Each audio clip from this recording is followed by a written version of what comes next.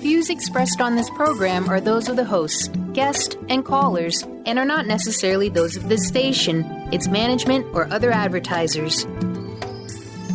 You're listening to Transformation Talk Radio.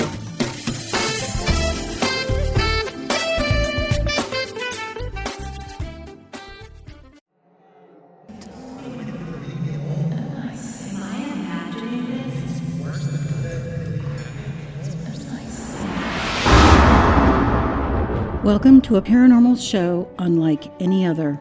The Ghost Helper Show with your guides, Tina Irwin and Laura Van Tyne. Where the paranormal is more normal than you think. We are seasoned psychics who once led normal, everyday lives just like you.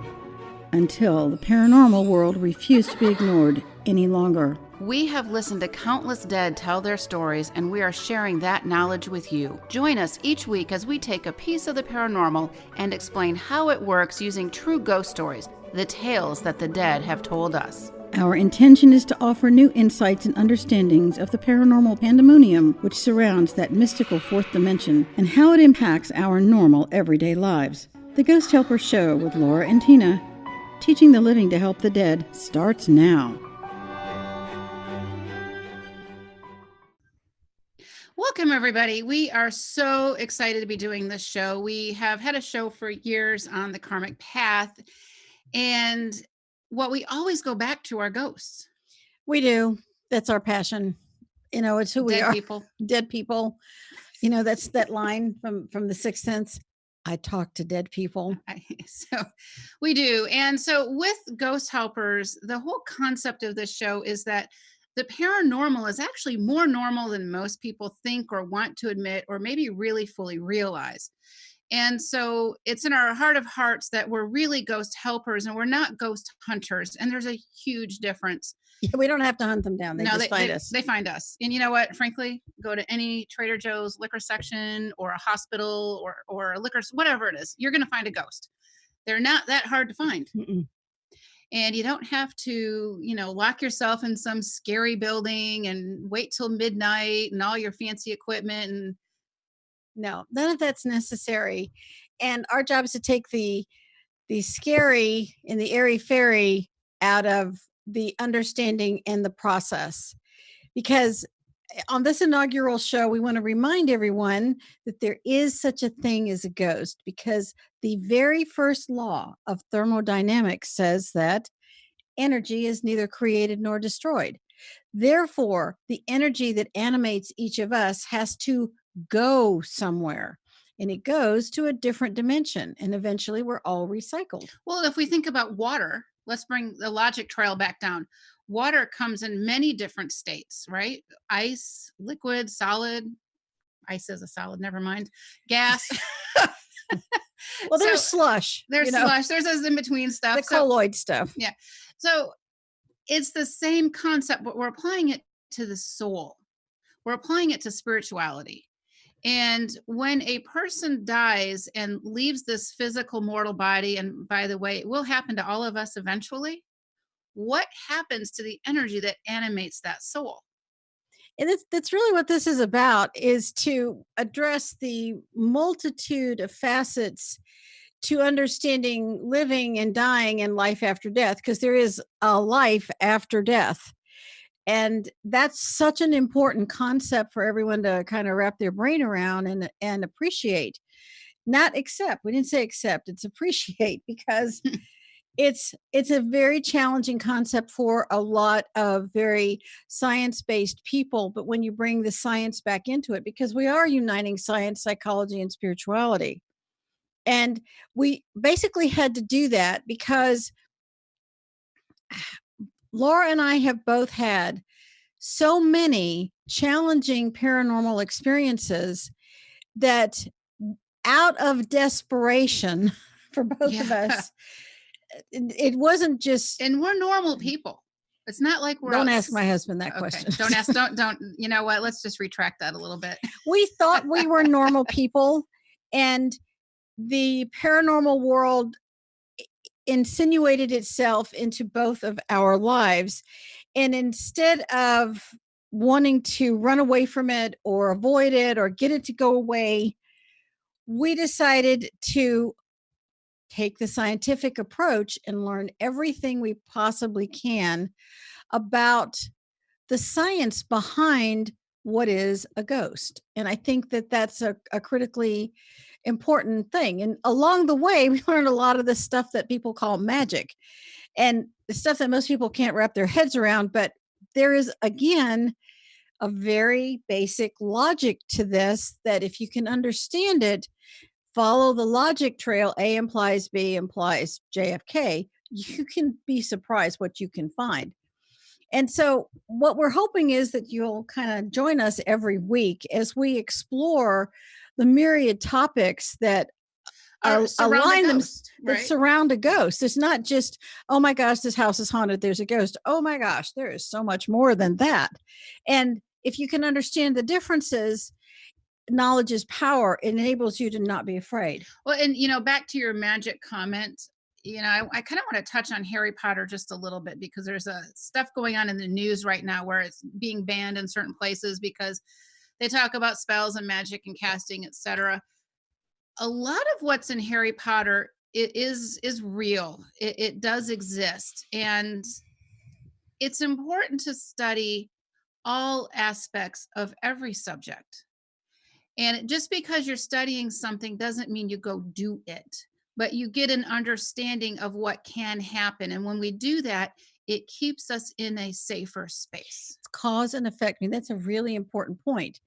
The basis was that the Catholic Church decided a parish of the Catholic Church, not the entire institution. It's starting to spread, though.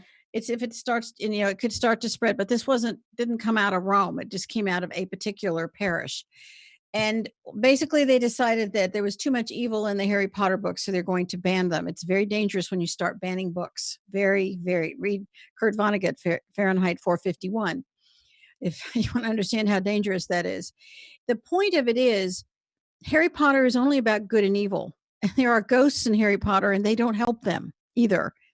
But what they do talk about are the need to find who are your friends. Where is the goodness? That you can use certain abilities for good or for evil. And we're talking psychic abilities. We're talking psychic ability, and it's not a gift. I mean, we're going to be reiterating this throughout our shows. We're going to be talking about that, but let's step back a minute. It's not a gift. Psychic ability is not a gift. And the reason why we say that is because they are learned and earned abilities. And frankly, you can return a gift. Yes. Okay. Nordstrom will take it back. Let me tell you. Yeah. They'll take it back. You can regift a gift. Yes. You can not accept a gift. But when it comes to psychic abilities, you've earned it and you've learned it. So how do you use it for the greater good? I know a lot of people feel that if you have psychic ability or math ability, or you're a music prodigy or a singing prodigy or an artist prodigy, whatever P you want to put in front of it or behind it, they think, oh, God gave it to you, so God gifted you. And I would really like to correct that misconception. We earn who we are in each life. It kind of goes back to our history on the karmic path. And when you have studied something, I mean, I've done past life regressions with physicians, and they were doctors, life after life after life. By gosh, this life, they're going to figure out what's going to save that person because they want to keep honing that ability. Psychic ability, the connection to the more spiritual elements of mortal life, isn't any different. You earn the ability you have.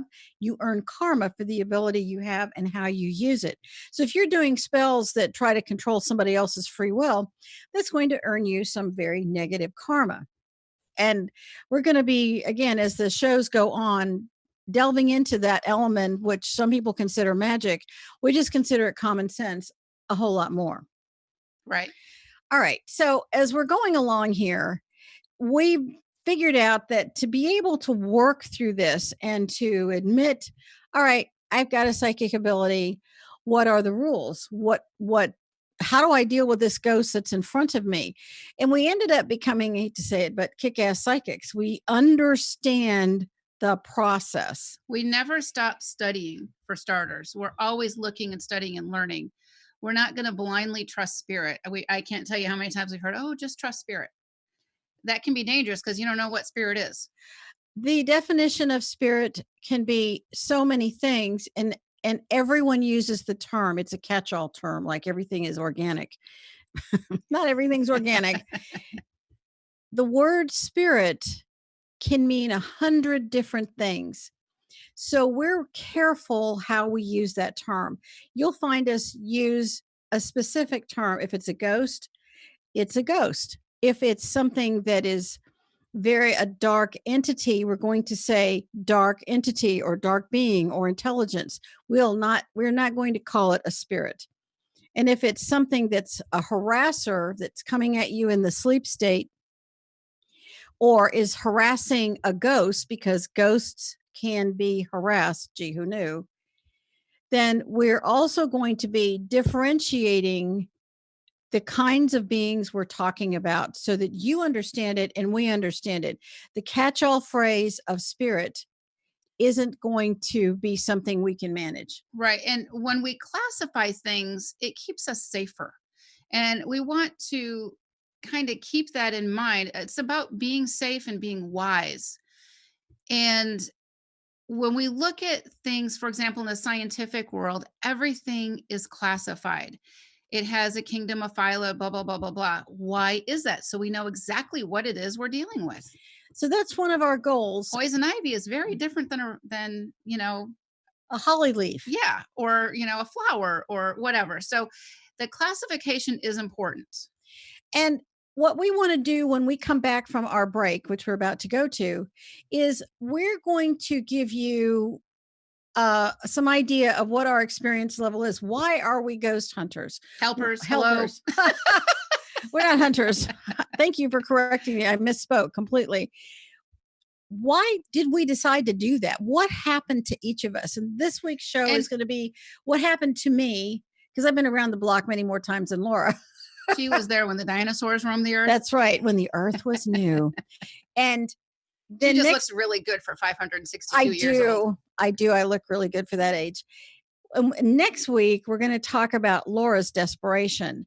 And so when we come back, we're going to talk more about that. And you're listening to Ghost Helpers on Transformation Talk Radio. And we'll be right back. We'll be right back.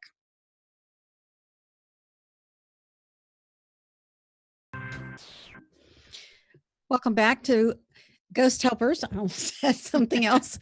Welcome back to Ghost Helpers. I'm Tina Irwin, and Laura Van Tyne is right here beside me. And we're talking about who we are. How did we decide to help ghosts?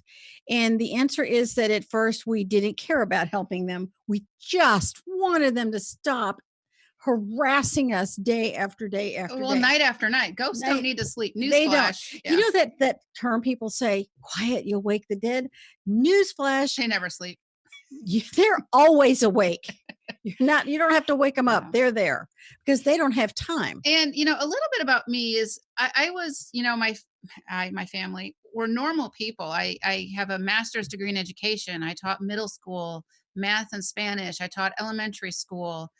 I volunteered at the civic level for my, city and the school district and all of this stuff. So it just kind of hit me right in the face when all this stuff was happening. And so, yeah, I mean, a normal background, my husband works in corporate America. We've got 3 kids, I'm coaching soccer for one kid. My husband's coaching basketball, whatever. We're busy, normal people.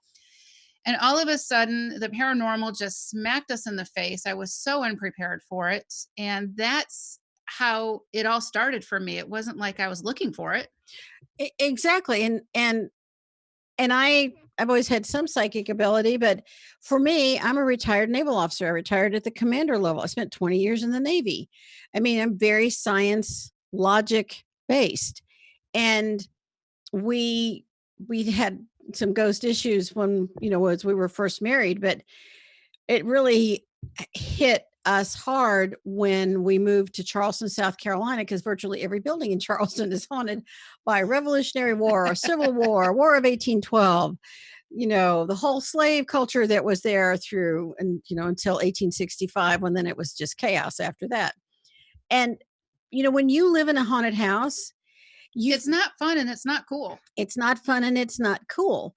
And so what we wanted to do is we'd like to tell a ghost story in every single episode, because it's going to illustrate a point. And the point of this story, which is also far more graphically detailed in one of our ghost books, we have a trio of ghost books called Ghost Stories from the Ghost Point of View, volumes 1, 2, and 3. And those are available on Amazon. And they're all true ghost stories. And these are the stories the ghosts have told us. Exactly. And with it, there's always something to learn. Like, we're always studying, we're always learning. There's always something to learn with pretty much every ghost that we encounter. And the more you learn, the less fear you have. Except that those nights in Charleston, I was just terrified. And so what I thought would be fun is to just explain where my sense of desperation came from. And way back in the dark ages, in 1979, we moved back from Naples, Italy. Were there dinosaurs then? No, okay. We had no more dinosaurs. We moved back from Naples, Italy to Charleston, South Carolina. And we bought a house that was 18 months old. 18 months old. It wasn't an old antebellum house. So it shouldn't be haunted, is what you're saying. And when we walked through the house, I didn't get any impression that it was haunted. Troy went to navigator school, and I started a job at a submarine command in Charleston, a shore command. So I moved into the house by myself. We just had an express shipment, so we're waiting for household goods to arrive. So I'm in the house by myself. I don't know a soul in Charleston, nobody. And the very first night I'm there, I'm on an air mattress, and there's nobody in the house. And I'm laying there in bed, and I hear footsteps walking above me. This house doesn't have a second floor. So where were those footsteps? They were men's heavy footballs right above my head. I'm laying there thinking, is there someone in the house? Is there someone on the roof? It wasn't a roof. No, it's like, when you have somebody walking on a floor above you, you can hear their footsteps. That's what that was. They were so clear. So it wasn't a giant raccoon? It was. Or a small dinosaur? There were no small dinosaurs. No velociraptors were up there. And I thought, I'm going to have to get up and go look for this ghost. And I'm so terrified, I can't move. I'm so terrified. This was in the Archdale section on Botany Bay Boulevard, say that fast, in North Charleston. And I laid there and I was just terrified. And that was the beginning, an unbelievable beginning. I think I must have fallen asleep, but eventually I went up and I looked through the attic because there was no second floor. And there's nothing there. There's no evidence of a ghost, nothing. And every couple of days there was an incident. There would be massive pounding on the walls, and you could hear the plaster in between the walls falling. It's like, what is that? You'd hear somebody knock above you're on the headboard above your bed as you're sleeping. You would hear them rattling dishes in the kitchen when you're in bed, and you're so terrified. You can't figure out, what do I do about this? What do I do? What do I do? That's that thought. I'm a naval officer. I'm going to work with these very left brain, Get your logic back in, yeah, right? But who do I tell about this? Am I going crazy is another thing, right? Am I going crazy? Am I hearing things? So I remember I mentioned this to my neighbor, and she says, my house is haunted too. And it's like, oh, thank God I'm not crazy. Thank God your house is haunted too. I'm so glad you're having the same problem. No, not really, but okay. And she says, we hear people running up and down the hallways, and there's no one there. We hear rapping, and whoever this ghost is, he's a thief. Well, he hadn't stolen anything from me yet, but eventually he took a diamond earring, 3 sets of contact lenses. My husband put his contact lenses in the contact lens cases, and when he wakes up in the morning, they're gone. Who breaks into a house and steals contact lenses? Stole a pair of our son's tennis shoes and a wallet and a postcard and a bottle of wine. Who knew that ghost drank? You're right, a ghost stealing. This is such a foreign, far out concept, really. How does that happen? So I asked my neighbor, have you had any break-ins? She said, no, just the ghost. I put the jewelry by my bed at night. The house is completely sealed. And when I wake up in the morning, the jewelry's gone. I said, okay, well, we have a whole house alarm because I'm alone a lot. Troy's always at sea. And I wake up in the morning, the alarm is still on, and it's cold in January in Charleston, and every door and window is wide open. The front door, the back door are wide open. Oh my God, the hair stood up all over my body. I am so terrified I can't breathe. I don't even want to walk down the hall. I don't know who's now in my house. What happened? This happened more than once. And it's like, why didn't the alarm go off? Because there's a seal that's broken. How does this physics work? And so I contacted the Duke University School of Parapsychology because I wanted to know what a lot of people want to know. How do you get rid of a ghost? And what does that mean, really, to get rid of a ghost, right? That was the term. Right. I admit it. I used that term. Wrong term. I didn't know that in 1979. I was absolutely desperate, just beyond desperate.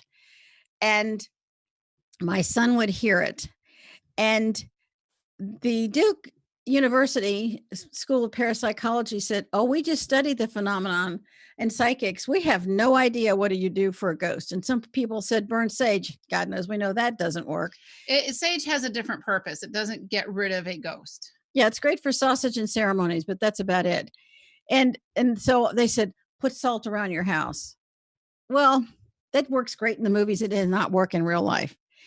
And I said prayers, and I did all the new age things they tell you to do. It didn't do any good.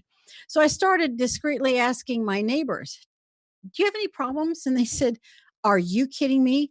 My house was above a stable. We hear horses clomping and whinnying all night long. And it's like, really? Really? And then another woman said, we have a 2-story house. When we come down in the morning, all of our living room furniture is completely rearranged. We can't take it anymore. And they moved. Another woman came downstairs, and what she found was that she has a blank wall in her living room, and there was a rocking chair, and it's been moved to face a blank wall, and it's just rocking as if someone is looking out a window waiting for someone to come home. A window that doesn't exist. No window there. Yeah. And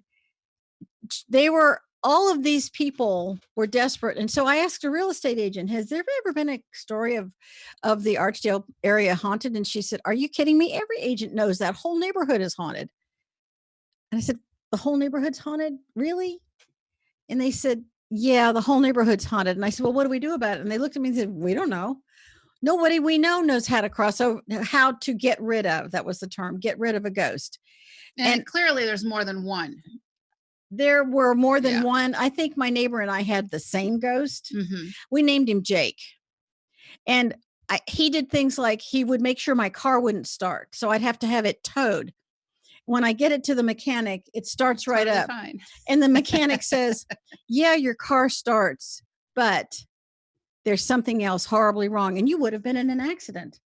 And I thought, so is this a good ghost? Or is this a bad ghost? Who knows? On that note, we'll be right back. You're listening to the Ghost Helper Show on Transformation Talk Radio, and we would love for you to check out theoillounge.com, our wonderful sponsors.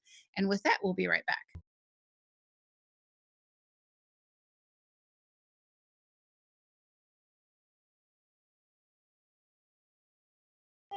Welcome back to Ghost Helpers. Tina's been sharing with us her start in this paranormal journey, and she's talking about this house that they bought that was terribly haunted. And it wasn't just the house that was haunted, it was the whole neighborhood. So we've got this ghost that runs around knocking and thumping and making itself known. And stealing. So what happens next? Because you're still living there. And I still can't go to work and say, gee, I live in a haunted house. This is what happened last night. It's not very commander-like, is it? It's not very, well, I was a lieutenant at the time. So not very lieutenant-like then. It's like, are we really going to promote you if you believe in ghosts? I mean, it's. Yeah, that's a good question. It's a Dark Ages kind of feeling. Does that mean you're a witch because you see it, you can tell these ghosts are around you? Well, it's a very alone place to be. And we talk about the paranormal is more normal than we think. How many people are out there that are dealing with something that they're afraid to mention because it's not normal? And that's what we're going with. So, all right. So we've got this ghost. Who only did this stuff when Troy was at sea. So now my husband thinks I'm a little nuts until one morning he heard it. He also was sitting next to me when he heard footsteps run down the hall. So what does he do? He sets up a video recorder, because we had those in 1979. He sets up a video recorder of, so he can catch this ghost on film. And we had, 18 hours of snow, no ghost. And one night he was actually at home, and we put our little boy to bed, and I just did this thing with the microphone. You're good. And I'm sound asleep. It's the middle of the night. And you know how something happens and it's not a dream. You are really awake and conscious. And I was awakened with this terrifying, cold feeling. And cold is the operative word. It's like this icy cold form starts to lay down next to me in bed. And as long as I live, I will never forget. It wasn't fear, it was terror.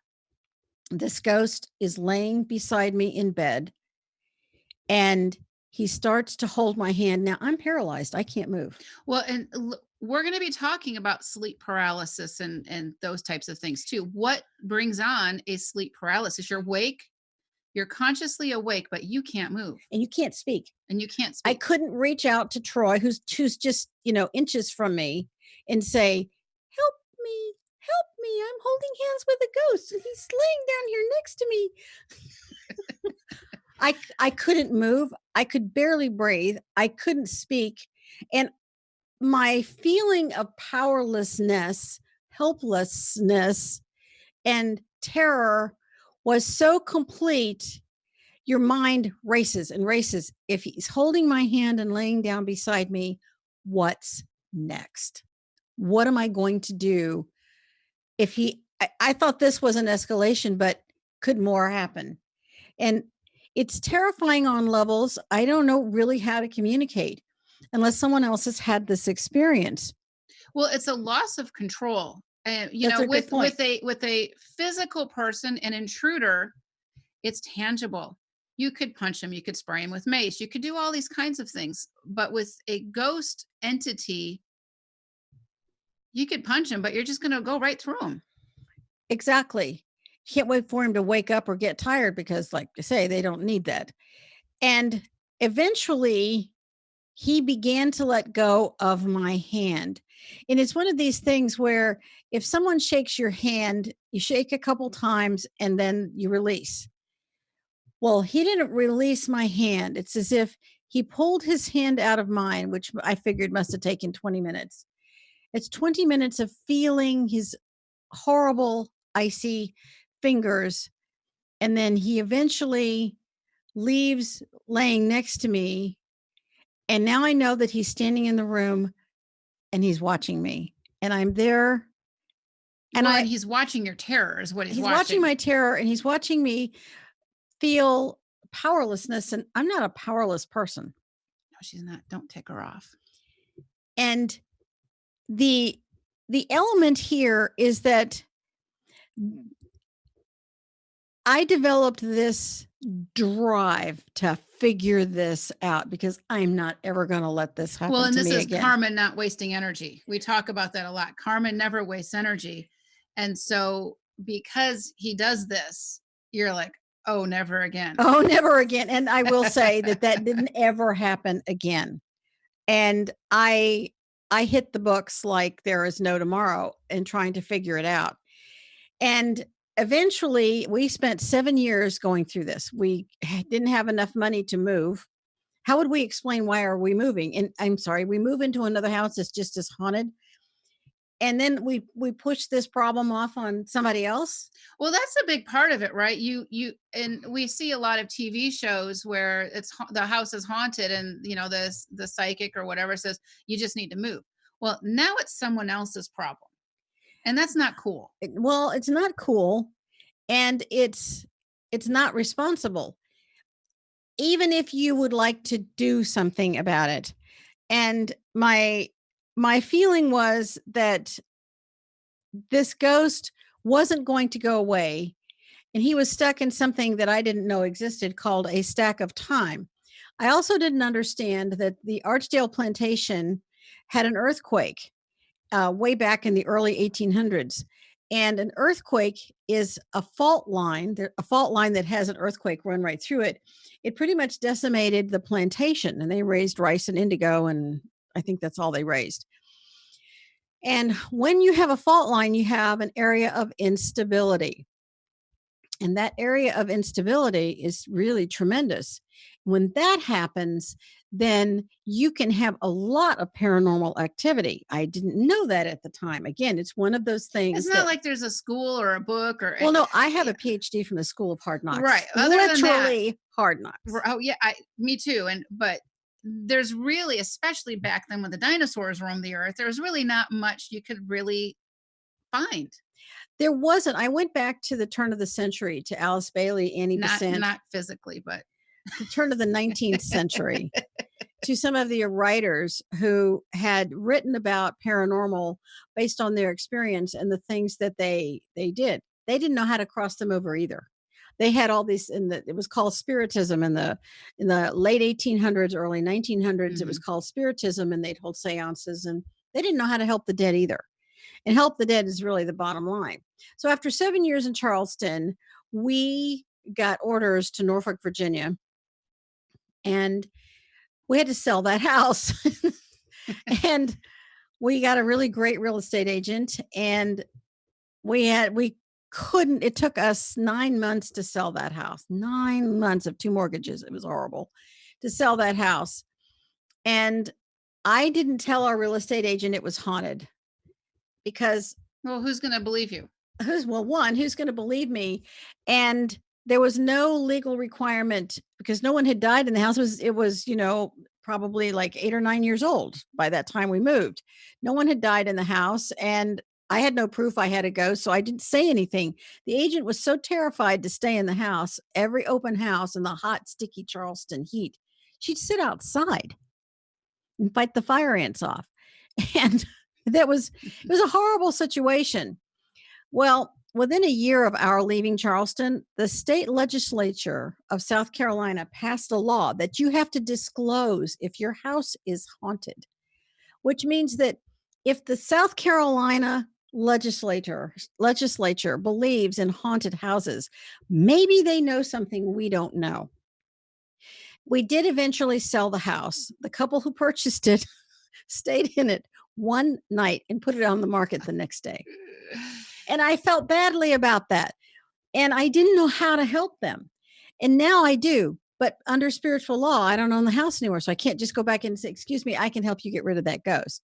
Right. That works on television. Doesn't work too well in real life. These are things that we've both gone through, and so many other people have gone through. We're not unique or special. It really does happen. And sometimes it's not that dramatic, and sometimes it's more subtle. And these are some of the questions that we get because we're always helping people solve their paranormal problems like this. And, you start to wonder, am I crazy? Am I imagining this? Right.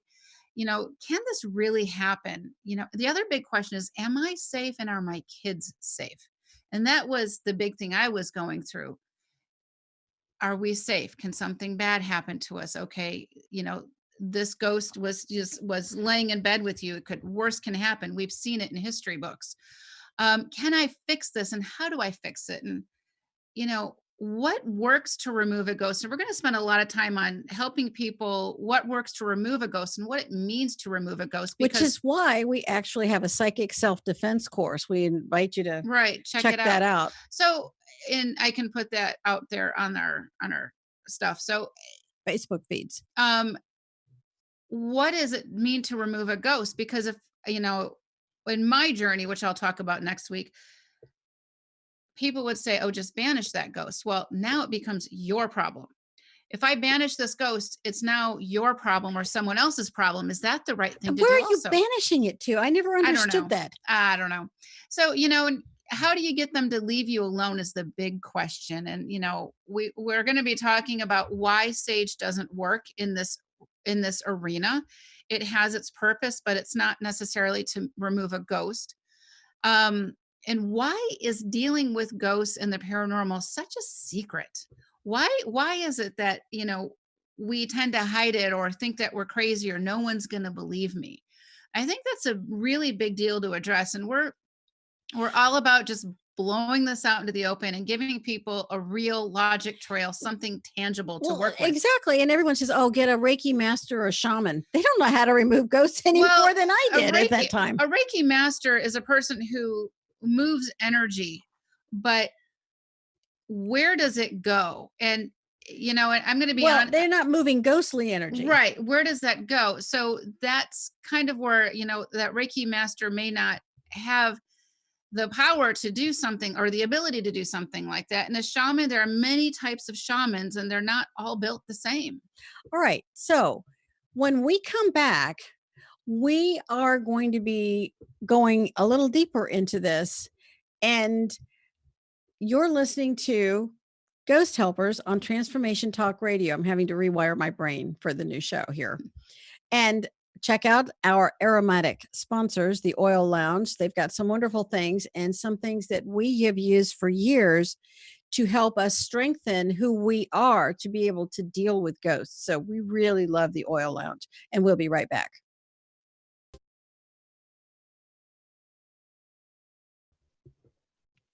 Welcome back to Ghost Helpers. And here on Transformation Talk Radio. And what we'd like to do is take a minute and explain, how does someone become a ghost? Because it's always cause and effect. So when you're little, you're thinking, when I grow up, I want to be a firefighter. I want to be a ballerina, right? No one ever says I want to be a ghost. Except for maybe the jerks in life. No, and most people blessedly are not jerks. Right. Most people are good people. How does someone become a ghost? And what does it mean to be a ghost? Let's back it up a little bit. So a ghost is simply a former human being who's lost its shell. And, and we've talked about our physical bodies are kind of like rental units, right? We don't keep them forever. When we die, in theory, we're supposed to cross over and go home. Some people call it heaven. We call it all different names. We go home. We return to where we came from. Life everlasting. And so a ghost is simply a person who is stuck literally between heaven and earth. It's stuck between dimensions. How does that happen? That happens because energy is neither created nor destroyed. So when you die, you just keep going on. You exit the mortal frame from the crown, basically from the top of your head, also called the crown chakra, and you see yourself standing by and looking at your body. That's if you know you died. Not everybody knows they died. Well, I remember a number of years ago, there was a tsunami in another part of the world, and how they found us, I don't know, but I had all of these angry people in my house who didn't know they were dead. And by the way, they were wet. And they weren't actually dripping physical water on, but they were all wet and they were angry because they didn't know they died. They're walking down the street and all of a sudden, this massive crash happens and they are literally just chucked out of their body. They don't know they're dead. They don't know what to do. They don't understand what happened to them. And one of our focus points in this show is to open up everyone's compassionate heart and imagining, if this were me, this is a Tibetan philosophy, if this were me, what would I want someone to do for me if I were in that situation? And if a person doesn't know they're dead, you can still help them. If they do know that they have died, you can definitely help them. And so you leave your mortal frame and you're looking at your body, and that you become a ghost instantaneously. The Tibetans also, in the Tibetan Book of Living and Dying by Sogyal Rinpoche, they actually detail the process of the soul leaving the body. It's the most incredible and accurate depiction I've ever read. Again, we study this a great deal. And most religions don't explain to people, when you leave your body, when you die, what do you do? Thank you. And with most religions, they focus on the living and the grieving. They're not focusing in on that soul that just died. Let's think about that for a minute. It's like once you're dead, okay, I'm done. No, no, no, no, no. Every one of us needs to have an understanding of when you leave your body, you have a new action to take. And we know this is true because in every faith, I don't care whether it's Hinduism or Buddhism or Islam or Christianity or Zoroastrianism, whatever ism is, there is a 23rd Psalm equivalent. Lo, though I walk through the valley of the shadow of death, I will fear no evil. You leave your body, you enter a pretty dark world. I know there are a lot of people with near death experiences and the light gloriously comes. That does happen, but not for the majority of people. And you never want to assume that when a loved one dies, they automatically cross over. And, we've had, souls that we've helped cross over, like that little old lady who went to church like 8 days a week. She didn't cross over because her religion told her she wasn't worthy. So, well, she was born in sin and she died in sin. So why would God love her? So she didn't cross over. So, there's all kinds of reasons that somebody may not cross over. And we're going to be shedding some light on a lot of those reasons to give people an understanding of how this process works so you can take your power back. It's not enough to say, gee, I'm so afraid I want to get rid of them. What we're offering is a different mindset, a different viewpoint to take it to the next level of understanding. Every one of us is going to go through this process. Imagine if we were equipped to know what to do. Or let's say your child dies. Do you want somebody hunting them or your grandmother? And this is why we're ghost helpers. And Tina and I've had so many conversations about this, all of these ghost hunter types of shows. It's exciting, it's titillating, it's this, it's that. But at the end of the day, these are souls and we need to have compassion for them. Hunting them down to get an energetic field or something like that doesn't help that soul. What does help that soul is to cross them over. There's like the Lizzie Borden house and all of these haunted locations where these souls just keep existing in that location over and over and over. What if we crossed them over? What if or a massacre site them? Or you see the crosses on the side of the road. I've been cross country 5 times. And every time, whatever freeway or road or highway I'm on, and I see the little crosses on the side of the road, I bring in help and cross over all those souls. And we're going to be talking about how to do that and how anyone can do that. So, because we want to make this information available to anyone who cares to listen. Or if you're sitting with your loved one who is dying of cancer, how can you help them? What could you say to them? How do you help someone who's dying? And sometimes, especially after they die, the most spiritually profound thing we can do is help a soul cross over and go home. It's no different than, finding a lost child. You're going to want to help that lost child go home, find their parents. It's the same concept. Because the energy of a ghost is heavy. It is oppressive. And if the ghost is grieving, you're going to feel their grief. And you're not going to know, are you feeling their grief or your own grief? Right. How do you differentiate that? And if it's a house where something horrible happened, I don't care if you think you're an engineering rock and you can't feel anything. If you didn't have psychic ability, it wouldn't keep you safe. And well, let's stop a minute. Psychic ability, we all have it to a certain degree, and it's designed to keep us safe. That intuition is our most powerful form of psychic ability, period. Everyone has to have it. It's what borders on, we call it common sense. A lot of times it's the feeling like I shouldn't step in traffic right now, or if that guy's going to change lanes, I just feel it. That's psychic ability. I've had this conversation with many an engineer and scientist, and they go, yeah, you're right about that. I do know when somebody's going to change lanes in traffic. What we're trying to say is we have some amazing things to share with all of you. We hope that you'll listen. We hope that you will invite your friends who are interested in this, especially your friends or your spouses or your family members who are skeptical about any of this topic. And if you have questions you want us to answer on the air, send them to contact us at the Karmic. No, contact at ghosthelpers.com. Contact at ghosthelpers.com.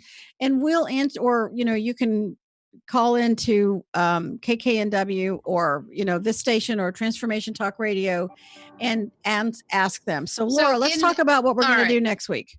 We're going to be discussing next week what happens if you're a parent and your kid sees ghosts. What do you do? How do you know if your child has an imaginary friend or not? And night terrors, what are night terrors really all about? There are so many parents that have kids who wake up screaming in the middle of the night and they don't know what to do. And we're going to give some solutions to help children that are experiencing night terrors. And we're also going to talk about why we don't use the word spirit and how does somebody become a ghost, even more in depth. Basically, it's Ghostology 101.